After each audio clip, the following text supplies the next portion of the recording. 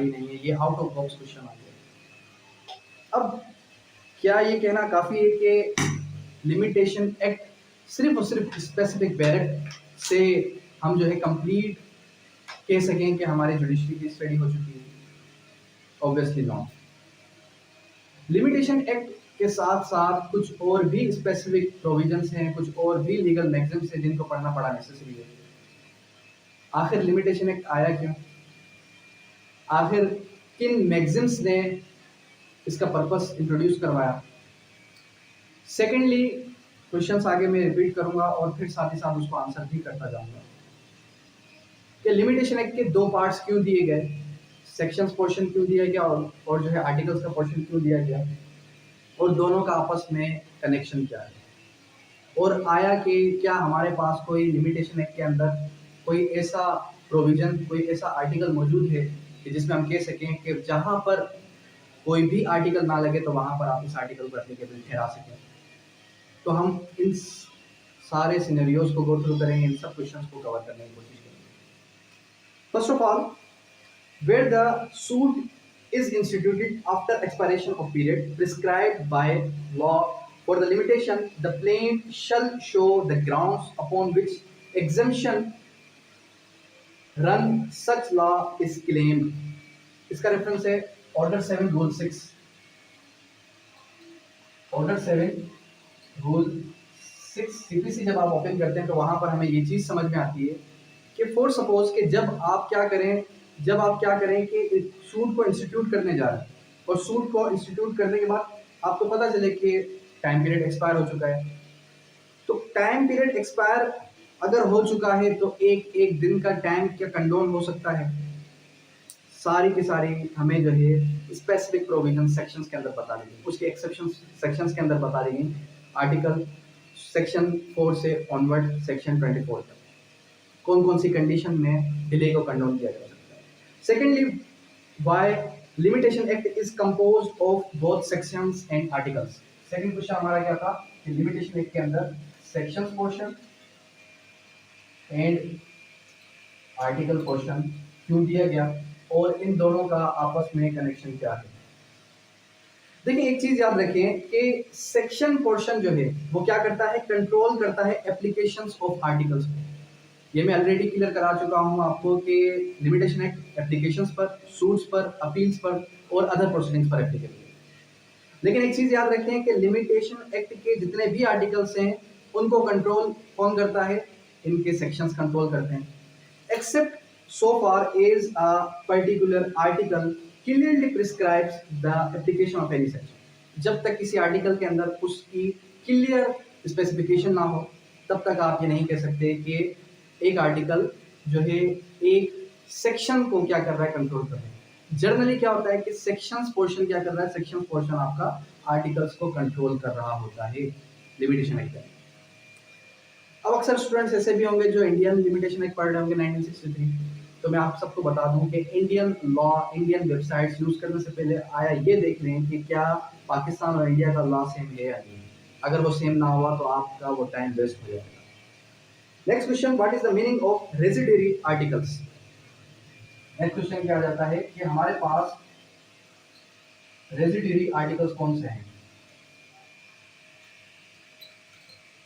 अब ये residuary articles होते क्या है, रेजिडरी आर्टिकल्स का क्या रोल है लिमिटेशन एक्ट के अंदर।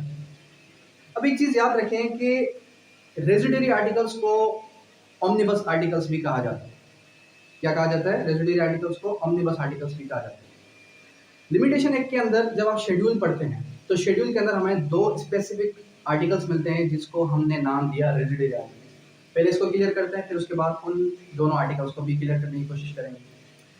फर्स्ट ऑफ ऑल, रेजिडरी या फिर ऑमनिबस आर्टिकल होता कौन सा है? देखिए, जब लिमिटेशन एक्ट फॉर सपोज के आ गया हमारा 1908 के अंदर, अब 1908 के अंदर लिमिटेशन एक्ट आया, इसके आर्टिकल्स भी बता दिए गए, इसके सेक्शंस भी बता दिए गए। फर्दर मोर आगे चल के कुछ सालों बाद हमारे पास 2005 के अंदर एक जो है लॉ पास हो गया।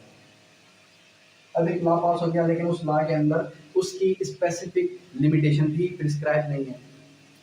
जब उस लॉ के अंदर उसकी लिमिटेशन भी प्रिस्क्राइब ना हो तो फिर हमारे पास आर्टिकल 120, आर्टिकल 183, ये दोनों ऐसे स्पेसिफिक आर्टिकल्स हैं जो कि उन पर एप्लीकेबल होंगे। आर्टिकल 120 बात करता है किसकी, सूट्स की, और आर्टिकल 183 बात करेगा एप्लीकेशन की। दोनों को जरा गो थ्रू करते हैं और समझने की कोशिश करते हैं। सॉरी, आर्टिकल 181, पहले हम पढ़ते हैं आर्टिकल 120 को। जब हम आर्टिकल 120 को पढ़ते हैं तो आर्टिकल 120 कहता है कि suits for which no period of limitation is provided where elsewhere in this schedule, यानी कि लिमिटेशन एक्ट के पूरे शेड्यूल के अंदर अगर किसी स्पेसिफिक सूट की लिमिटेशन प्रिस्क्राइब ना हो और जरूरत पेश आ जाए उस लॉ को लिमिटेशन एक्ट से किस चीज की लिमिटेशन लेने की, तो फिर वहां पर आर्टिकल 120 एप्लीकेबल होगा। अब उसकी लिमिटेशन होगी कितनी, वो सूट किसी भी नेचर का हो सकता है, लेकिन वो होना सूट चाहिए, एप्लीकेशन या अदर प्रोसीडिंग्स ना हो। उसकी जो लिमिटेशन बताई गई 6 इयर्स बताई गई, when the right to sue occurs, यानी जब कॉज ऑफ एक्शन अकर होगा, उसके बाद उसकी जो लिमिटेशन है वो कितनी होगी, वो होगी 6 इयर्स। क्वेश्चन हम एंड ऑफ द क्लास, क्योंकि जब हम क्वेश्चंस लेते हैं तो फिर हम अपने टॉपिक से डाइवर्ट हो जाते हैं। उसके बाद एप्लीकेशंस की बात कर रहा था मैं, तो जब हम एप्लीकेशंस की बात कर रहे हैं तो वहां पर आप याद रखें, वहां पर एक आर्टिकल है 181 और इससे प्रीवियसली हमने आर्टिकल 120 पढ़ा था ना। 120 किस पर एप्लीकेबल था, सूट्स पर, और 181 आर्टिकल एप्लीकेबल होगा एप्लीकेशंस पर। अब इस आर्टिकल को जरा गो थ्रू करें तो यहाँ पर क्या कह रहा है, application for which no period of limitation is provided elsewhere in this schedule by any section 48 of the CPC, यानी कि CPC के सेक्शन 48 से हटके, यानी कि CPC के सेक्शन 48 के अंदर ऑलरेडी प्रोवाइडेड है टाइम पीरियड, उससे हटके अगर कोई भी एप्लीकेशन आती है तो उसका जो टाइम पीरियड है वो कितना होगा, वो होगा 3 years. When the right to apply occurs, यानी कि जब आप एप्लीकेशन दायर करने जा रहे होंगे तो उसका टाइम पीरियड कितना हो जाएगा, उसका टाइम पीरियड हो जाएगा आपका 3 इयर्स, और इसका कितना हो जाएगा 6 इयर्स। फर्दर फिर आते हैं हम किसकी तरफ, residuary articles applies only if no other article is applicable, ये मैं ऑलरेडी क्लियर करवा चुका हूं। If limitation act applies on writ petition, अब सवाल ये है कि लिमिटेशन एक्ट क्या रिट पिटीशन पर एप्लीकेबल होगा नहीं होगा। प्रीवियस लेक्चर के अंदर मैं आपको ये भी बता चुका था कि लिमिटेशन एक्ट कहाँ पर एप्लीकेबल नहीं है, लिमिटेशन एक्ट कहाँ पर एप्लीकेबल नहीं है। तो एक चीज याद रखें कि जो हमारे पास रिट पिटीशंस हैं,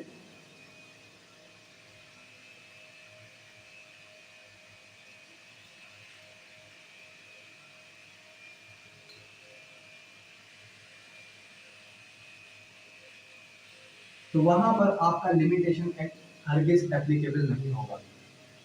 Further, फिर does law of limitation apply on criminal proceedings? Law of limitation is known to the criminal jurisprudence. अब बात करेंगे किसकी, क्रिमिनल jurisprudence की। तो समय ये बताएं, क्या क्रिमिनल jurisprudence पे, क्या क्रिमिनल लॉ पर हमारा लिमिटेशन एक्ट एप्लीकेबल होगा या नहीं होगा? सर अपील्स वगैरह से लिमिटेशन टाइम से डील करता है, जर्नल ट्रायल पर जनरल ट्रायल, उसका क्या रीजन है? सेक्शन में स्पेसिफिक बता दिया गया है कि ये एप्लीकेबल नहीं है। उसके पीछे पर्पस क्या है, उसके बैकग्राउंड की तरफ कभी गए आप, कभी आपने सोचा? लेकिन जब भी एक सेक्शन पढ़ें तो ये सोचें कि ये सेक्शन क्यों दिया गया लॉ में। जब हम किसी भी एक्ट को स्टार्ट करते हैं तो ये सोचें कि क्या आया कि उस एक्ट से पहले भी कोई एक्ट था। जैसे कि मैंने आपको लास्ट टाइम बताया था कि फैमिली कोड एक्ट तो इंट्रोड्यूस किया गया 1964 में, लेकिन फैमिली MLFO यानी मुस्लिम फैमिली लॉ ऑर्डिनेंस 1961 में, क्या इन 3 इयर्स में कोई और प्रोसीजर नहीं होगा? जैसे कि लास्ट टाइम आपने बड़ा ही अच्छा आंसर किया था कि सर PPC जो है, PPC में और CRPC में 38 इयर्स का डिफरेंस है, तो फिर वो आपने सेक्शन 3 ऑफ जो है CRPC में से उसका आंसर निकाल लिया था। तो खैर कहने का मकसद ये है कि देखा करें कि लॉ जब पढ़ें तो उसके पीछे यानी कि उसकी बैकग्राउंड क्या है।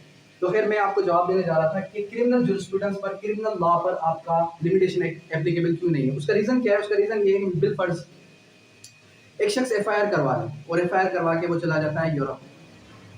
अब वो शख्स यूरोप गया, साल 2 साल 3 साल उसके बाद आता है, वो कहता है मैं दोबारा से FIR को ओपन करवाना चाहता हूँ, मैं दोबारा से केस को रीओपन करवाना चाहता हूँ, जो कि गवर्नमेंट में चला गया।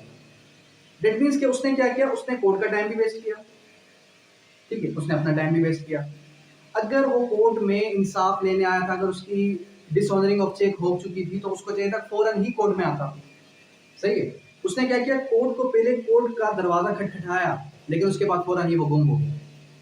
तो लिमिटेशन एक्ट क्रिमिनल प्रोसीडिंग्स पर एप्लीकेबल नहीं होगी। मर्डर हो गया एक्शन का, ठीक है, मिलफर्ड मिस्टर ए है, उसके भाई मिस्टर बी का मर्डर हो चुका है और वो क्या करता है, एफआईआर करवा के वो खुद बाहर चला जाता है। तो लिमिटेशन एक्ट चीज को बाहर करता है। क्या कहता है कि does law of limitation apply on the criminal proceeding, law of limitation does not apply on the criminal jurisprudence, otherwise accused will be able in many cases to earn exemption from prosecution by placing ostensible by investigation. यहाँ पर क्या word दिया गया कि bill first जो investigation होती,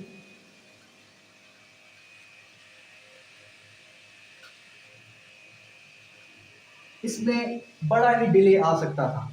क्या आ सकता था, इसके अंदर बड़ा डिले आ सकता था। तो उस डिले को कंक्लूड करने के लिए, उस डिले को क्या करने के लिए, उस डिले को शॉर्टर करने के लिए लिमिटेशन ने बताया कि लिमिटेशन एक्ट जो है वो आपकी क्रिमिनल प्रोसीडिंग पर एप्लीकेबल नहीं। उसके बाद high court has fixed limitation upon some writs, ठीक है। अब यहाँ पर मैंने आपको एक बताया कि रिट एप्लीकेशंस, रिट पिटिशंस पर लिमिटेशन एक्ट एप्लीकेबल नहीं है, लेकिन साथ ही साथ उसे एक्सेप्शन भी पड़े हैं। उसकी एक्सेप्शन ये है कि हाई कोर्ट ने खुद ही बता दिया कि कहाँ कहाँ पर किस किस रिट पर आपकी लिमिटेशन एक्ट एप्लीकेबल होगी। यानी कि कुछ ऐसी भी रिट्स है हमारे पास जहाँ पर लिमिटेशन एक्ट एप्लीकेबल है। High court has fixed limitation upon some writs are those writs, writ of mandamus और orders of like nature means rule of necessity. यानी कि मेंडामस के रिट पर आपकी जो लिमिटेशन है वो एप्लीकेबल होगी, ठीक है। फर्दर मोर कुछ और क्वेश्चंस भी रह गए जो हम कोरिलेट करेंगे सीआरपीसी से। Limitation act is a procedural statute, limitation act is a procedural statute and falls within the ambit of adjective law. अब ये एक बड़ा कॉन्ट्रडिक्टरी क्वेश्चन है कि सर एग्जेक्टिव लॉ क्या होता है, प्रोसीजरल लॉ क्या होता है और कौन कौन से लॉ इसमें आते हैं। प्रोसीजरल लॉ तो जनरली वही होता है कि जिसमें पर्टिकुलर प्रोसीजर डिफाइन किया जाए। सब्सटेंटिव लॉ वो होता है जिसके अंदर पनिशमेंट डिफाइन की जाए। अब एग्जेक्टिव लॉ को जरा हम समझने की कोशिश करते हैं। देखिए लिमिटेशन एक्ट के अंदर मैंने आपको क्या बताया, सेक्शंस भी हैं और आर्टिकल्स भी हैं, इन दोनों का डिफरेंस मैंने आपको क्लियर कर दिया, ठीक है। अब यहाँ पर क्या है, अब हम एक लॉ को उठाते हैं, पिक करते हैं और समझते हैं कि आया कि वो लॉ प्रोसीजर है या एडजेक्टिव है। अब मुझे आप ये बताएं कि CrPC code of criminal procedure procedural law है या एडजेक्टिव लॉ है? अगर मैं कहूँ कि प्रोसीजरल नहीं है तो? Very good question. सीआरपीसी मेरी नज़र में एक एडजेक्टिव लॉ है। वो किस तरीके से, उसको अभी हम समझने की कोशिश करते हैं। आपको ये भी समझ में आ जाएगा कि एक लॉ कब एडजेक्टिव लॉ कहलाता है और फिर आपको इसका भी आंसर मिल जाएगा कि आया कि लिमिटेशन एडजेक्टिव लॉ क्यों है। देखिए CrPC is known as the adjective law because CrPC does not tell the whole procedure of trial for PPC. 241 से 249 मजिस्ट्रेट ट्रायल का प्रोसीजर बताया था। मेरा लेक्चर अभी कंप्लीट नहीं हुआ। देखें ये चीज़ें तो जर्नल हैं, लेकिन कुछ ऐसे भी हमारे पास प्रोसीजर्स हैं जिसकी हमें ज़रूरत थी सीआरपीसी से, लेकिन सीआरपीसी ने हमें वो प्रोवाइड नहीं किया। यानी कि हमें पीपीसी के लिए हमें अदर इंस्टीट्यूट की भी मदद लेनी पड़ेगी। जब आप प्रैक्टिस के अंदर जाएंगे तो आप जो है क्या पढ़ेंगे, आप पढ़ेंगे A class FIR, B class FIR, C class FIR, ठीक है। और सेकेंडली आप एक और भी पढ़ेंगे जिसको हम कहेंगे पेंसिल क्लास एफआईआर। अब आप मुझे बताएं कि ये चारों प्रोविजंस क्या सीआरपीसी के अंदर मौजूद है? ठीक है। सेकेंडली अब आ जाए आप किसकी तरफ, आइडेंटिफिकेशन पीरियड की तरफ।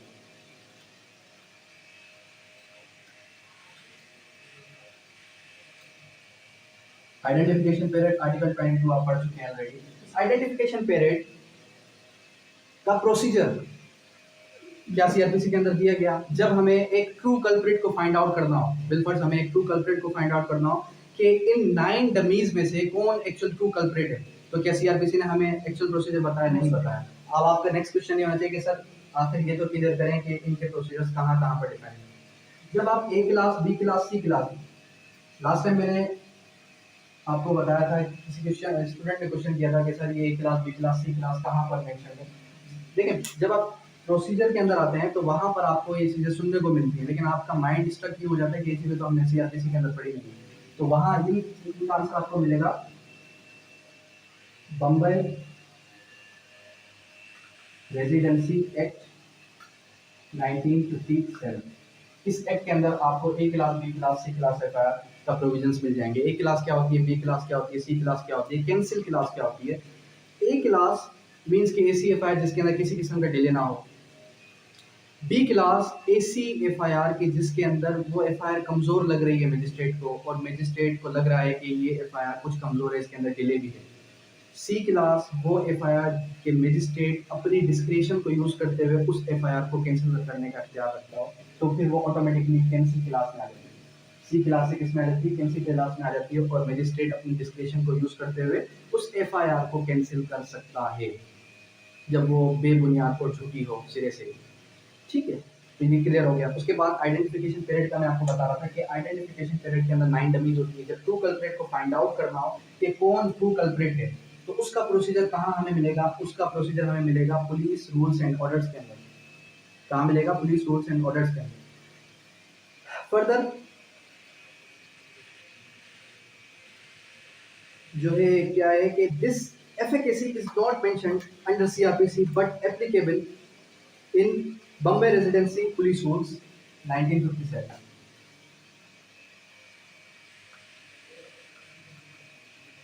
पुलिस रूल्स 1957, इसके अंदर ये चीज़ मेंशन है। और ये जो है police rules and police procedure के अंदर आइडेंटिफिकेशन पीरियड का जो है हमें प्रोसीजर बताया गया। मीन्स इसका मतलब हमने क्या कंक्लूड किया कि CrPC is not a procedure of law. CrPC is not a procedure law. इससे हटके भी एक और आंसर है कि सीआरपीसी के अंदर भी एक ऐसा प्रोविजन है जो कि हमें पनिशमेंट भी डिफाइन करता है। देखिए, जब एक लॉ हमें कंप्लीटली किसी जो है कंप्लीटली प्रोसीजर ना बताए तो उसको हम फाल करवा सकते हैं किसके अंदर, एग्जेक्टिव लॉ के अंदर। लिमिटेशन एक्ट के अंदर सिर्फ वो प्रोविजंस हैं कि जहां पर उस स्पेसिफिक सेक्शन के अंदर अगर लिमिटेशन एक्ट नहीं है तो फिर आप लिमिटेशन एक्ट का यूज करें। ठीक है, दैट मीन्स कि that is an executive law. Furthermore, limitation act neither creates nor demolish any right. यानी कि लिमिटेशन एक्ट आपको ना तो कोई नया राइट क्रिएट करेगा, ना ही आपका राइट को डिमोलिश करेगा। वो सिर्फ जो है टाइम विद स्पेसिफिक टाइम क्या कर देगा, आपको जो है ये बता देगा कि आपका राइट बनता है कोर्ट में आने का या नहीं बनता, क्या आप टाइम से एक्सीड तो नहीं कर गए, और एक्सीड कर गए हैं तो अगर आपके पास रीजनेबल जो है, अगर आपके पास वैलिड रीजंस हैं, वैलिड ग्राउंड्स है, तो आप फिर डिले को भी कंडोन करवा सकते हैं। उसके बाद limitation itself condone it's time and itself fix it's time. इसका क्या मतलब है कि लिमिटेशन है खुद से अपने टाइम को फिक्स भी करता है और अपने टाइम को डिले भी करता है। क्या करता है, अपने टाइम को फिक्स भी करेगा और अपने टाइम को डिले भी करेगा। अब देखें, जब हमने पीपीसी पढ़ा था तो वहां पर हमें क्या चीज मिली, वहां पे हमें चीज मिली कि defines general exceptions as well as many illustrations. अगर हम पीपीसी को जरा ओपन करें तो पीपीसी के अंदर हमें जो है जर्नल ऑफेंसेस के साथ उसकी एक्सेप्शंस भी मिल गई, यानी कि कब कब एक ऑफेंस नहीं होगा। बिलफर्ज एक हमारे पास वर्ड आ जाता है डॉक्यूमेंट। मैं आपको जस्ट सिखा रहा हूँ कि लॉ को किस तरीके से यूज करना है। एक वर्ड आ गया डॉक्यूमेंट। अब इसका स्पेशल प्रोविजन सेक्शन 33 पीपीसी के अंदर भी है, इसका स्पेशल प्रोविजन सेक्शन 2D क्यूएसओ के अंदर भी है। लेकिन हमें वर्ड डॉक्यूमेंट की डेफिनेशन कंक्लूड करनी है for the purpose of, for suppose transfer of property act. सही है, आप ये बताएं कि आप जो है किस लॉ की हेल्प लेंगे।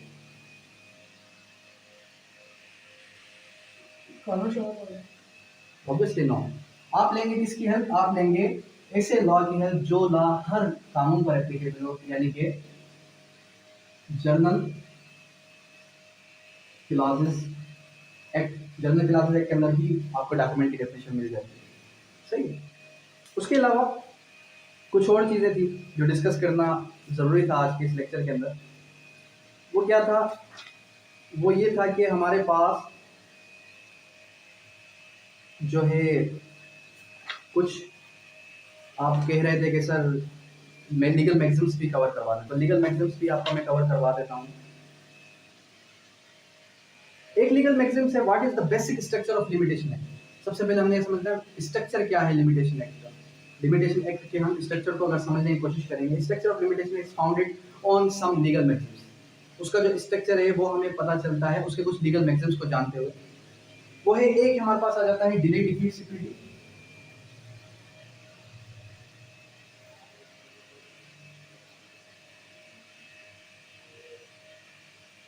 डिले डिफीट सिक्योरिटी का क्या मतलब है कि one should come to court with clean hands, should come to court with clean hands. Secondly फिर आ जाता है हमारे पास क्या, time and tide wait for none. Time and tide wait for none. इसका क्या मतलब है? इसका मतलब ये है कि law helps vigilant not the indolent. Law helps vigilant not आइडोलेंट। ठीक है।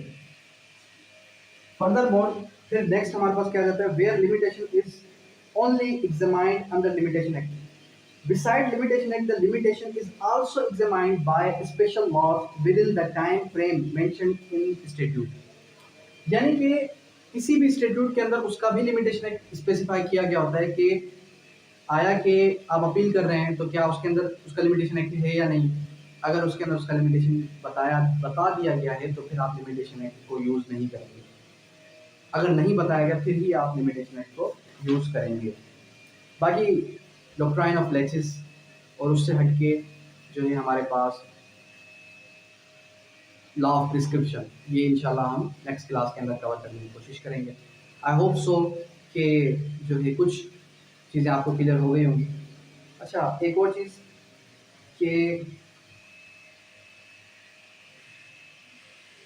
ठीक है जी, कल इंशाल्लाह हम जो है दोबारा से क्लास को रिज्यूम करेंगे यहाँ से। अब यहाँ तक कोई क्वेरी कोई क्वेश्चन वो कर सकते हैं। Thank you.